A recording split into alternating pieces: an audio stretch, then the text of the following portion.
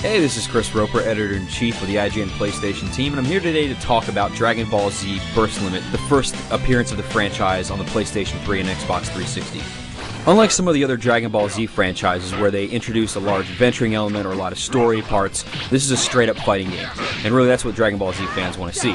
One of my issues with the game is that, from a presentation standpoint, if you're not a huge Dragon Ball Z fan, it can be really hard to pick up on the story that's happening. You really don't have a whole lot of exposition about what's happening. They just sort of start off and all of a sudden androids are attacking or whatever. Understand, I won't go easy on you just because you're a woman. Then again, you aren't a woman. You're an android. And you're just kind of thrown in the middle of the storyline. Fans might be able to take parts of it and extrapolate, what the actual story is from it, but, new fans will just kind of have to deal with what's happening here and just go right into the fighting. The time has come to fight. Fortunately, the fighting mechanics in the game are pretty good. This is a game that's very easy to pick up and play because you're only using a few buttons for the basic maneuvers, but also offers a lot to master as far as timing and other button maneuvers you need to do and basic fighting mechanics. If you go in and just button mash right from the start, you can pick up and play the game pretty easily and win a bunch of fights against the computer at least. The face buttons do heavy and light attacks or guard, or use your key attacks for some range stuff. And you can get by the game with those pretty simply because of the depth in the game that you can pick up on once you've started mastering some of these controls. So once you get all of these other elements down after lots of practice, you're going to have a much larger fighting system at your disposal, and you'll really be able to take on anybody that comes at you and just mashes buttons.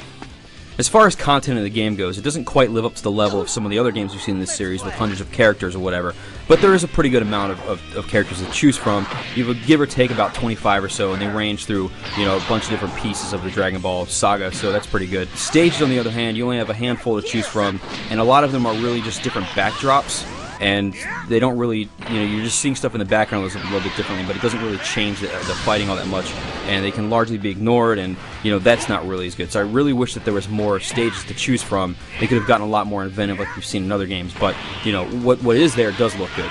Speaking of looking good, one of the great presentation elements of the game is just how it looks.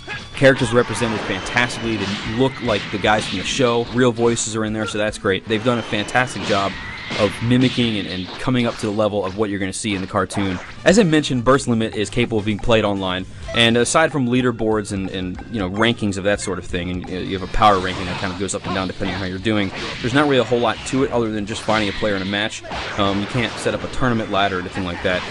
What we've tried is sort of hit or miss depending on how well it works. Playing guys that are local to us in the US ran extremely smooth.